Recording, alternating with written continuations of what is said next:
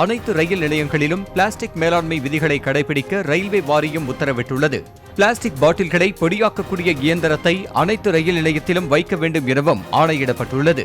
பயணிகளின் தேவைக்காக ரயில் நீர் என்ற பெயரில் பாட்டில்களில் குடிநீர் அடைத்து விற்கப்பட்டு வருகிறது. நடைமேடைகளில் IRCTC அனுமதியோடு செயல்படும் கடைகளில் தடை உத்தரவை மீறி பிளாஸ்டிக் பொருட்கள் விற்கப்படுவதாகவும் புகார் எழுந்துள்ளது.